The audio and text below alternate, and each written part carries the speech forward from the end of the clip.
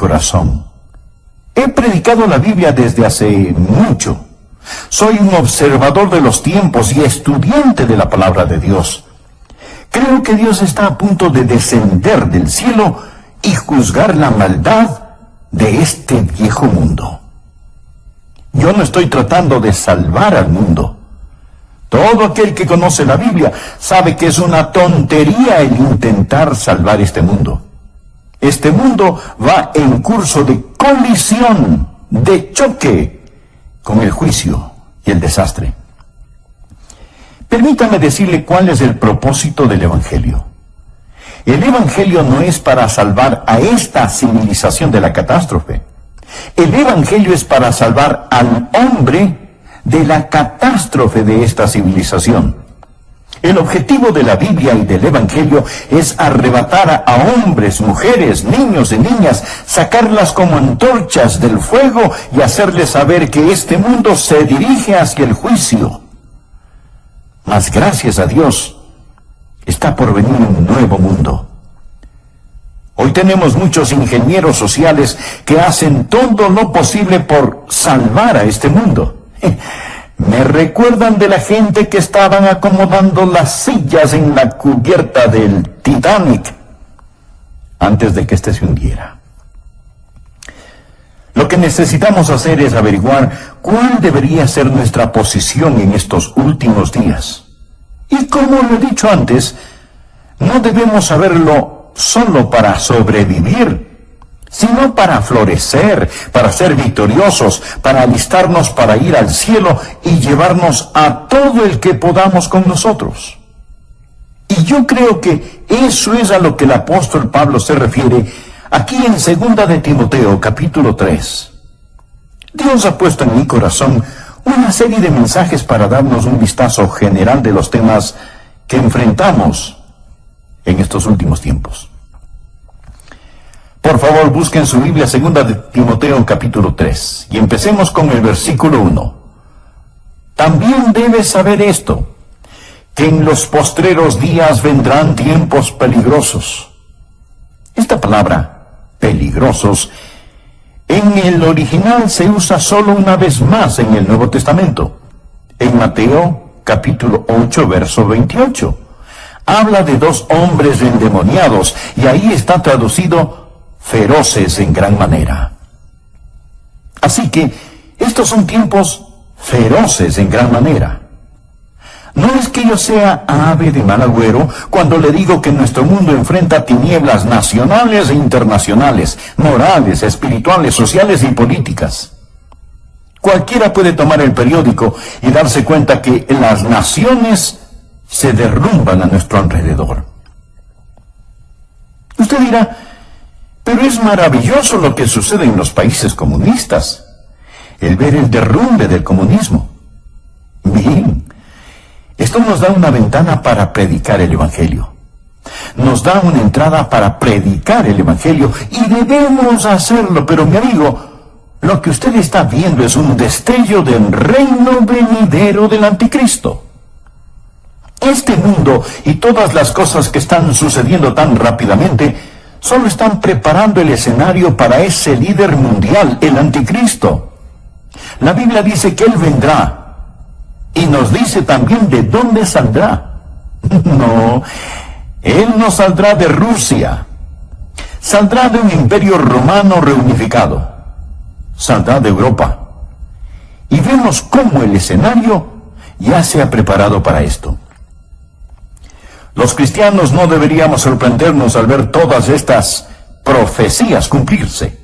No debe ocasionar pánico. Como lo he dicho antes, lo repito ahora, mi amigo, no hay pánico en el cielo. Aun cuando se ponga gloriosamente oscuro para el Hijo de Dios, recordemos que la estrella de la mañana aparece después de la hora más oscura de la noche. Estamos esperando el regreso del Señor Jesucristo. Dios nos dice que estos son días peligrosos. En 2 de Timoteo 3, versículo 2, encontramos una descripción de los días en que vivimos. La Biblia dice, porque habrá hombres amadores de sí mismos. ¿Cuál es la actitud de esta era? Ya no tenemos a los hippies, quienes estaban interesados en el bien de toda la sociedad en conjunto. Ya eso se ha quedado atrás. La actitud en nuestros tiempos es el yo. Concentrarse en uno mismo, egocentrismo. Vivir como si Jesús nunca hubiera vivido, como si nunca hubiera muerto, como si no hubiera resucitado. Alguien ha descrito a esta era como la era del nihilismo. Una muy destacada feminista escribió lo siguiente. Escuche bien. Ella dijo, debemos destruir el amor. Se lo puede imaginar. Debemos destruir el amor. El amor es una institución por definición que es reconocida generalmente como aprobación y aceptación. El amor fomenta vulnerabilidad, dependencia, posesión, susceptibilidad al dolor e impide el desarrollo total de la potencialidad humana de la mujer al dirigir todas sus energías hacia afuera en el interés de otros. ¿Puede imaginarse a alguien diciendo esto? ¿Que debemos destruir el amor? Lo que está diciendo es, lo que necesitas es dejar de dirigir tus energías hacia afuera. Olvídate de tales cosas como cuidar de los niños, amar a tu esposo, ser una buena ciudadana o tratar a los demás tal y como quieres que te traten. La Biblia dice que en los postreros días vendrán tiempos peligrosos. Y Jesús dijo, por haberse multiplicado la maldad, el amor de muchos se enfriará. Mire el versículo 2. No solo serán amadores de sí mismos, sino que también serán avaros. Mire a su alrededor. ¿Cuál es la motivación de la gente de hoy? Es vivir para acumular todo lo que puedan y no lo que puedan dar. La Biblia enseña que debemos adorar a Dios, amar a la gente y usar las cosas. Pero lo que nosotros hacemos es ignorar a Dios, amar las cosas y usar a la gente. Sigue diciendo que serán avaros, vanagloriosos. Continuamente presumimos de nuestra grandeza humana, de nuestros logros humanos, y como egomaniáticos, vamos directo hacia el infierno pensando que somos demasiado buenos para ser condenados. Nuestra civilización se está desbaratando, anda arrastrando los pies. Y continúa diciendo la palabra, blasfemos. Puede ver eso en el verso 2. Permítame decirle algo. Me da vergüenza a veces ser estadounidense al encender la televisión. Me pregunto qué pensarán aquellos que nos visitan. El diablo lleva la blasfemia y la pornografía a las salas de los estadounidenses. Parece como si una alcantarilla estuviera abierta. La gente blasfema contra el nombre de Dios. George Will, un comentarista conservador que de vez en cuando me gusta escuchar, dijo lo siguiente. Y ahora es un escándalo más allá de la ironía que gracias al trabajo energético de los fanáticos civiles de libertades, los pornógrafos disfrutan protección extensa bajo la primera ley, mientras que los niños de primer grado en una presentación de Navidad se dice que infringen los valores de la Constitución, los valores de la primera ley. Pablo continúa diciendo que en los últimos días los niños serán desobedientes a los padres. Levantamos una generación de niños que no entienden la autoridad dentro o fuera del hogar. Un educador, el Dr. Pierce de Harvard, instruía a 2,000 profesores en Denver y dijo lo siguiente, por favor escúcheme atentamente, lo que dijo este Dr. Pierce. Todo niño en los Estados Unidos que entra a la escuela a la edad de 5 años está mentalmente enfermo, porque llega a la escuela con una lealtad hacia nuestros funcionarios elegidos, hacia nuestros padres fundadores, hacia nuestras instituciones, hacia la conservación de esta forma de gobierno, patriotismo, nacionalismo y soberanía. Todo esto prueba que los niños están enfermos, porque el individuo sano es uno que ha rechazado todas esas cosas, y es lo que yo llamaría el verdadero niño internacional del futuro. Bueno, dirá usted, ese era un hombre cualquiera el que dijo esas cosas. No, mi amigo, era un profesor de Harvard. Bien, dirá usted, le hablaba a gente ignorante. No, le hablaba a 2000 profesores. Les estaba diciendo que cuando los niños y niñas van a la escuela y tienen amor hacia sus padres, una distinción clara entre lo bueno y lo malo, lealtad para su país e ideas de nacionalismo y patriotismo, entonces esos niños están enfermos. El doctor John Phillips, un teólogo y gran estudioso de la palabra de Dios, dijo: incluso los padres cuidadosos están encontrando cada vez más difícil sobrevivir las mareas ascendentes de promiscuidad toleradas por la sociedad con los valores seculares enseñados en las escuelas públicas. Las escuelas a lo largo del país simplemente ignoran las objeciones paternales contra las enseñanzas liberales sobre homosexualidad, aborto, control de la natalidad, indulgencia sexual y moralidad relativa. Y por supuesto, la enseñanza de la Biblia es prohibida en nuestras aulas. Podemos asignar la lectura y discusión de cualquier libro asqueroso que salga de la imprenta. Podemos estudiar Carlos Marx y George Bernard Shaw.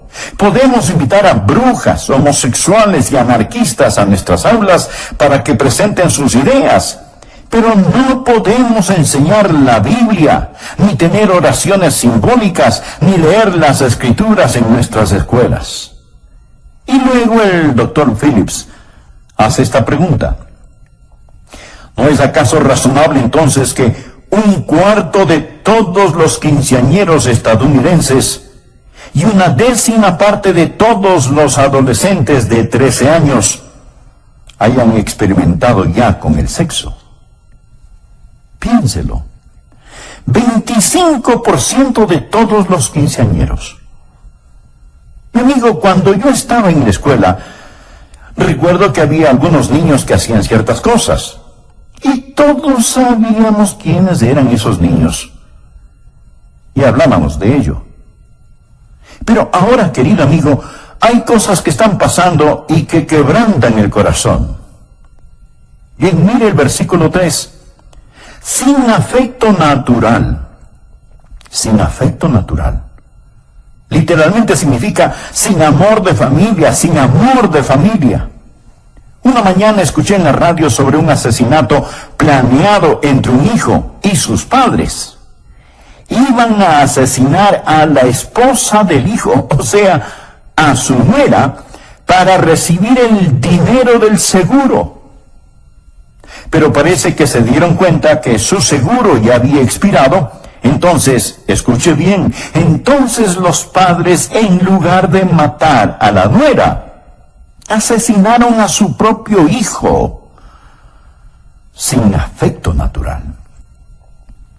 Una feminista dijo: ya que el matrimonio constituye esclavitud para las mujeres, es claro que el movimiento femenino debe concentrarse en atacar esta institución.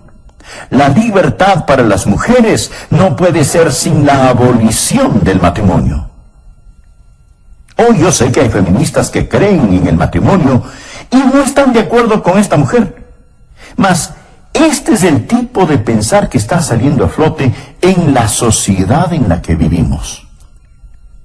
Hay muchos que piensan, y entre ellos mujeres, que el tener una familia, criar niños, es una carga y es una imposición.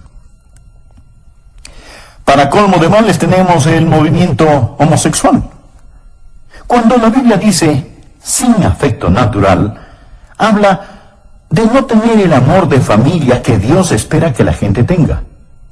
Una mujer hacia un hombre hacia una mujer, hasta que la muerte los separe. Luego dice, implacables. Estos son tiempos peligrosos en los que vivimos, cuando los hombres romperán sus promesas. Es decir, la palabra de un hombre no significa nada, ya sea un contrato de negocios, un contrato matrimonial o un tratado entre naciones. Que Dios tenga misericordia sobre una nación que ha desechado el matrimonio.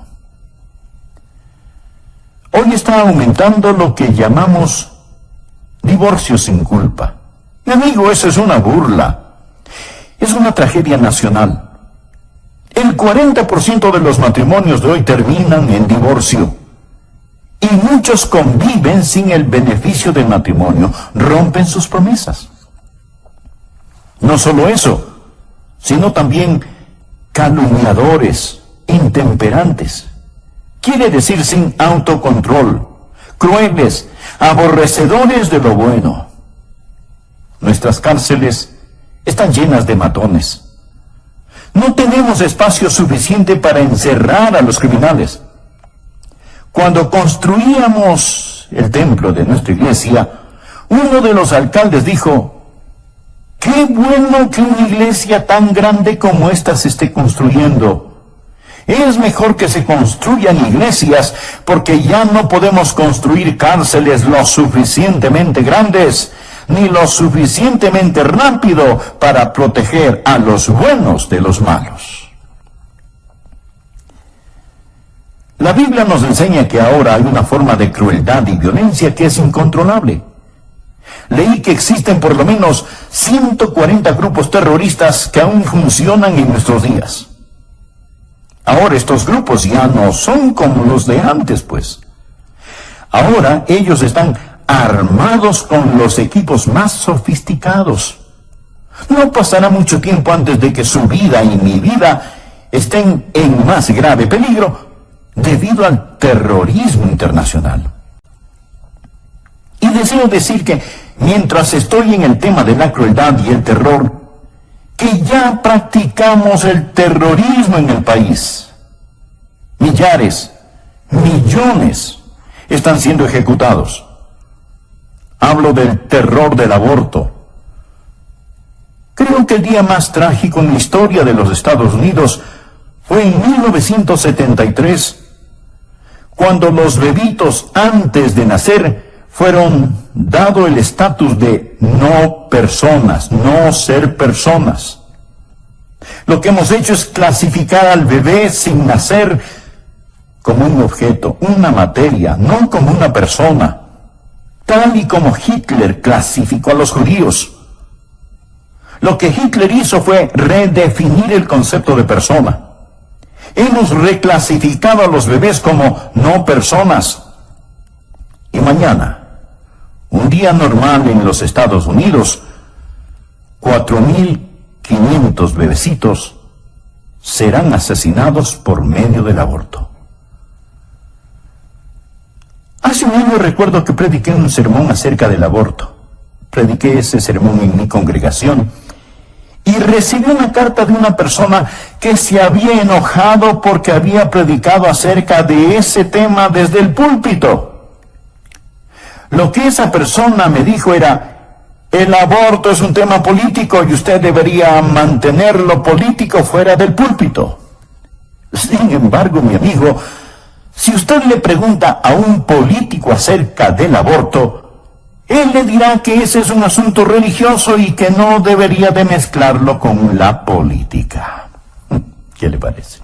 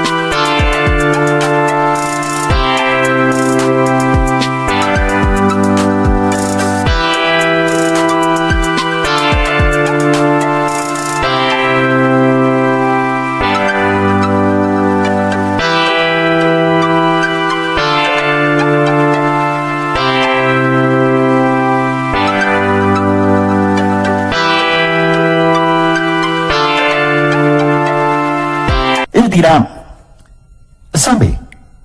Personalmente estoy en contra del aborto, pero lo que una persona haga o no haga con su propia vida es su problema, no el mío. Es como que alguien dijera, estoy en contra de que exterminen a los judíos, mas si alguien lo hace en su propia cámara de gas, ese no es mi problema. Así es que si nosotros los predicadores hablamos acerca del exterminio de la vida de los bebecitos, se nos dirá, manténgase fuera del asunto porque eso es política. Y a los políticos les dirán, hey, eso es un tema religioso. Así que, amigo, usted podrá catalogarlo como político o religioso, pero los bebés siguen siendo asesinados. Y tenemos que estar firmes y hablar al respecto. ¿Sabía usted que el 97% de estos abortos se dan por alguna forma de conveniencia? No son para salvar necesariamente la vida de la madre. Tampoco porque es producto de violación o por incesto. Simplemente por conveniencia. El aborto se está constituyendo como uno de los métodos más usados para control natal. Sigamos leyendo lo que nos dice Pablo. Somos gente que aborrece aquello que es bueno. El héroe de hoy no es el hombre de Dios, no es el misionero, no es el predicador, no es el ganador de almas. No es la mamá que escoge quedarse en su hogar y cuidar de sus niños. Estos no son los héroes de la juventud de hoy. Ellos desprecian a los que hacen lo bueno. Note el versículo 4. Él dice que estas personas son traidores, impetuosos, infatuados, amadores de los deleites más que de Dios. Mi amigo, la Biblia no está en contra del placer o deleite, el verdadero deleite. No tenemos que escoger entre servir a Dios o al placer. En el Salmo 16, versículo 11, leemos, me mostrarás la senda de la vida, en tu presencia, o sea, en la presencia de Dios. En tu presencia hay plenitud de gozo, delicias o placeres, a tu diestra para siempre. Amigo, el camino a Jesús es el placer genuino. Pero el problema viene cuando tenemos una sociedad que ama más los placeres que a Dios. No sé cuántos me están escuchando en este momento por medio de este programa en sus casas, pero podrían ser más. Sin embargo, muchos prefieren escuchar programas seculares y mundanos antes que oír la palabra de Dios. Somos amantes de los placeres, más que amantes de Dios. Mire a su alrededor. Los hoteles, los teatros, los estadios, los clubes nocturnos están repletos. Es lo que podríamos llamar una explosión de placer. El domingo ha llegado a ser el día de hacer casi cualquier cosa, excepto adorar a Dios. Ya no llamamos el domingo el día del Señor, sino simplemente decimos que es el fin de semana. Amadores.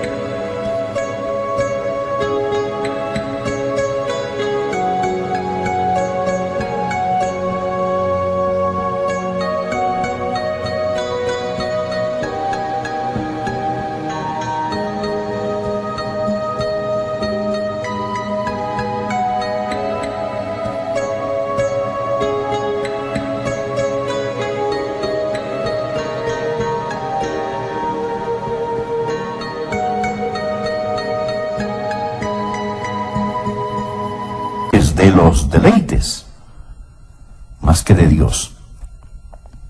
Continuamos en el versículo 5. Que tendrán apariencia de piedad, pero negarán la eficacia de ella. A estos evita. Amigo, no hay escasez de religión, pero la mayoría de la gente no necesita religión. Necesitan abandonar la religión y entregarse a Jesucristo. ¿Qué dice la palabra? Que tendrán apariencia de piedad, pero negarán la eficacia de ella. Es una forma de religión sin poder y sin realidad. La participación religiosa está en todo su apogeo, pero también el índice del crimen. Así que algo anda desesperadamente mal. Hablamos de la religión sin la realidad. Leamos por favor el versículo 6. Porque de estos son los que se meten en las casas y llevan cautivas a las mujercillas cargadas de pecados, arrastradas por diversas concupiscencias. Lo que está diciendo es esto: que la religión falsa estará a la orden del día. La palabra mujercillas significa mujeres débiles, de carácter débil, criaturas impulsivas, susceptibles a las insinuaciones.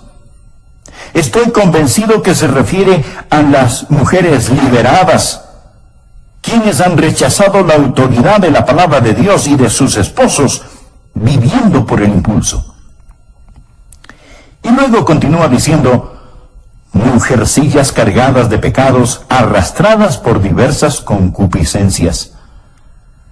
Las palabras cargadas con pecados no significan que sean degeneradas y pecadoras.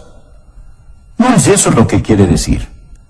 Ahora, podría ser cierto, pero no es eso lo que significa. Lo que verdaderamente significa es que llevan el gran peso del pecado. Todo hombre, mujer, joven y niño en este mundo lleva el peso del pecado. Eso es lo que les da trabajo a los psiquiatras. Por eso es que se venden tantos sedantes y se consume tanto alcohol. Porque la gente trata de olvidar. No saben qué anda mal, puesto que existe este peso opresivo. Están cargados de pecados.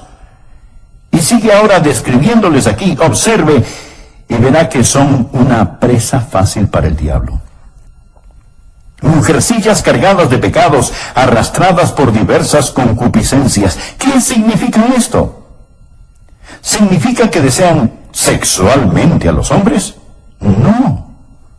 Significa literalmente diversas lujurias, toda clase de pasiones, deseos no satisfechos. Lo que tenemos aquí son personas crédulas, culpables y codiciosas. Crédulas, débiles, listas a creer cualquier cosa. Ven una revista en el supermercado donde la artista Shirley MacLaine habla de la nueva era. La toman y la leen. ¿Por qué? Porque buscan algo que les quite esa culpabilidad que sienten. Además están vacías y llenas de deseos no satisfechos. Esto es lo que se encuentra en el corazón y mente de muchos hoy en día. Ahora, además de eso, encontramos en los versículos 7 y 8 una explosión de conocimiento. Estas siempre están aprendiendo y nunca pueden llegar al conocimiento de la verdad. Los hechos pueden duplicarse y triplicarse. El conocimiento aumentará, pero no la verdad. Si es nuevo, no es verdad. Mi amigo, debemos seguir luchando vigorosamente por la fe encomendada una vez por todas a los santos. Esta es una generación en busca de alguna cosa nueva. Por favor, vea el versículo 8. Y de la manera que Janes y Jambres resistieron a Moisés, así también estos resisten a la verdad, hombres corruptos de entendimiento, réprobos en cuanto a la fe. ¿Quiénes eran Janes y Jambres? Fueron los magos que se opusieron a Moisés a limitar y remedar sus milagros. En los últimos días, Satanás va a venir. En estos últimos tiempos, usted va a presenciar más milagros de los que jamás haya visto. La mayoría de ellos no serán hechos por Dios, sino por medio del poder de las tinieblas, el poder de Satanás. La Biblia dice que vendrá una explosión de milagros del ocultismo. Del mismo modo como Janes y Jambres se opusieron a Moisés y llevaron a cabo sus milagros. Muchos van a ser engañados por estos milagros. Estos, mi amigo, son tiempos peligrosos. Gracias a Dios no tenemos que enfrentarlos sin esperanza. Dios nos dice qué debemos hacer. Lo primero que debemos hacer es apartarnos nosotros mismos de estas cosas. Mire por favor el versículo 5. Que tendrán apariencia de piedad, pero negarán la eficacia de ella. A estos evita. La gente necesita salirse de las iglesias liberales, de iglesias que no enseñan el Evangelio de Jesucristo. Necesita salir de este tipo de lugares. Tal vez usted dirá, pastor, ¿que acaso su iglesia es la única buena y verdadera iglesia? No, Dios sabe que no somos lo que deberíamos ser. Hay muchas iglesias bíblicas maravillosas que honran a Cristo, pero también hay muchas que no. Y hay personas que asisten a ellas y dicen, bueno, es que mi abuelita está enterrada en el cementerio que queda en el patio trasero de la iglesia. Mi amigo, si la abuelita pudiera, se levantaría y saldría de ese lugar. Le garantizo que eso es lo que haría. Y amigo, es lo que usted debería hacer también. Sature con su ausencia esos lugares que no enseñan el Evangelio de nuestro Señor Jesucristo. Escuche, estimado amigo. Nosotros debemos testificar a la gente de este mundo, pero no juntarnos con ellos. Segunda de Tesalonicenses 3:14 dice, si alguno no obedece a lo que decimos por medio de esta carta, a ese señaladlo y no os juntéis con él para que se avergüence. Y Romanos capítulo 16, versículo 17 dice, mas os ruego, hermanos, que os fijéis en los que causan divisiones y tropiezos en contra de la doctrina que vosotros habéis aprendido, y que os apartéis de ellos. Y en 1 Corintios 5:11, más bien os escribí que no os juntéis con ninguno que llamándose hermano.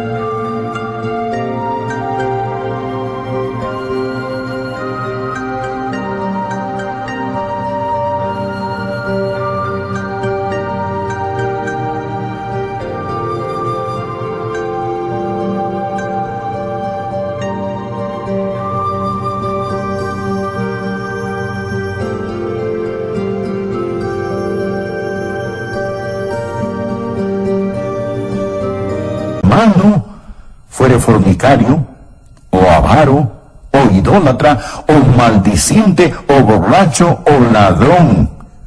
Con el tal ni aun comáis. Y 1 Timoteo 6:5, que tendrán apariencia de piedad, pero negarán la eficacia de ella. A estos evita. La Biblia no dice que tenemos que poner nuestros brazos alrededor de la gente y decirles que sus ideas son tan buenas como las nuestras. Segunda de Juan 10 dice, si alguno viene a vosotros y no trae esta doctrina, no lo recibáis en casa, ni le digáis, bienvenido. La Biblia dice que en estos últimos tiempos debemos evitar a la gente que hemos descrito y necesitamos salirnos de las iglesias liberales, pero no solo es un llamado a salir, sino que también es un llamado, un buen ejemplo al asistir continuamente a la iglesia y obedecer la palabra de Dios. Hebreos 10:25 nos dice que entre más se acerca el día del Señor, más necesitamos estar en la casa de Dios y con el pueblo de Dios, no dejando de congregarnos, como algunos tienen por costumbre, sino exhortándonos, y tanto más, cuanto veis que aquel día se acerca. Necesitamos practicar la separación del mundo y la comunicación con el pueblo de Dios. No va a ser muy fácil. Mi amigo, usted va a sufrir en estos últimos días, pero no le hará daño si usted tiene al Señor Jesús. Miren los versículos del 10 al 12. Pero tú has seguido mi doctrina, conducta, propósito, fe, longanimidad, amor, paciencia, persecuciones, padecimientos, como los que me sobrevinieron en Antioquía, en Iconio, en Listra, persecuciones que he sufrido, y de todas me ha librado el Señor. Y también todos los que quieren vivir piadosamente en Cristo Jesús padecerán persecución. ¿Cuántos creen lo que dice el versículo 12? Espero que lo crean. Está en la Biblia. ¿Cuántos de ustedes están sufriendo persecución? Si usted no está sufriendo alguna clase de persecución, es porque tal vez no está viviendo piadosamente en Cristo Jesús. Algunos piensan, bueno, si vivimos piadosamente escaparemos la persecución. No escapará. Mi amigo, Jesús no escapó la persecución. Pablo no se libró de la persecución. Usted tampoco se librará. Usted es una persona nacida 2 veces en un mundo de gente nacida solo una vez. Y estará yendo contra corriente todo el tiempo. Este mundo no le va a honrar si usted verdaderamente vive para el Señor Jesús. Le romperán la nuca si es que pueden hacerlo. Vean lo que dice el versículo 13. Mas los hombres malos y los engañadores irán de mal en peor, engañando y siendo engañados. Usted me preguntará, Pastor Rogers, ¿se está poniendo mejor o peor este mundo? Y la respuesta es sí. Los malvados y los engañadores irán de mal en peor, engañando y siendo engañados. Pero el pueblo de Dios, al acercarse a la segunda venida de Jesús, creo que estará brillando más y más. Veo que a pesar de toda la letanía de problemas, hoy más que antes, conozco a más gente que conoce y ama al Señor Jesús, que cree en la Biblia y tienen doctrina sana y firme. La otra noche fui a escuchar un debate entre Phyllis Schlafly y Sarah Weddington, la abogada que hizo legal el matar a bebecitos pequeños. Mientras escuchaba el debate, mi corazón se entristeció cuando vi cómo unos jóvenes celebraban y aplaudían la idea de que bebés antes de nacer pudieran ser aniquilados. Mas déjeme decirle también que me sentí animado cuando vi a otro grupo de jóvenes con rostros brillantes y de aspecto inteligente, muchos de ellos miembros de nuestra iglesia, que estaban allí en el nombre de Cristo y defendían aquello que es verdad. Amigo, es mejor que usted sepa dónde está parado y qué es lo que cree, porque va a ponerse de mal en peor. El diablo hará su trabajo al engañar. Existe todo tipo de charlatanes y esto va a empeorar. ¿Qué debe hacer usted? ¿Qué debe hacer la gente joven, adulta, los ancianos en estos días? Mire el versículo 14. Pero persiste tú en lo que has aprendido y te persuadiste, sabiendo de quién has aprendido, y que desde la niñez has sabido las sagradas escrituras, las cuales te pueden hacer sabio para la salvación por la fe que es en Cristo Jesús. Recuerde lo que usted ha aprendido. No dude en la oscuridad lo que Dios le ha mostrado a usted en la luz. Recuerde la palabra de Dios y de quién la aprendió. Yo no llegué aquí ayer. He estado aquí muchos años predicando la Biblia. Recuerde lo que ha aprendido y recuerde de quién lo aprendió. ¿Sabía que la Biblia habla de espíritus seductores y doctrinas de demonios? Una joven que era miembro de una iglesia en la Florida fue a estudiar a una universidad que tenía un aire de religiosidad. Pero los profesores liberales comenzaron a tomar la Biblia y descuartizarla. Luego le dijeron: no regrese a casa, a su iglesia, contándoles todo esto. Ellos no lo entenderían. Esto es lo que creemos. Esto es lo que los eruditos modernos dicen. Y ella dijo: eran buenas personas y casi me convencieron, pero pastor, luego me recordé de lo que usted había enseñado y en la forma en que usted vive, y supe que ellos estaban equivocados. Esto es lo que el apóstol Pablo está diciendo. No te dejes llevar por esos vientos de doctrinas, pero persiste tú en lo que has aprendido y te persuadiste, sabiendo de quién has aprendido. Amigo, Dios nos ha dado su palabra. Y todo lo que yo le hable va a venir a través de la palabra. Versículo 15. Dios nos ha dado las sagradas escrituras, las cuales te pueden hacer sabio para la salvación por la fe que es en Cristo Jesús. Toda la escritura es inspirada por Dios y útil para enseñar, para redarguir, para corregir, para instruir en justicia, a fin de que el hombre de Dios sea perfecto, en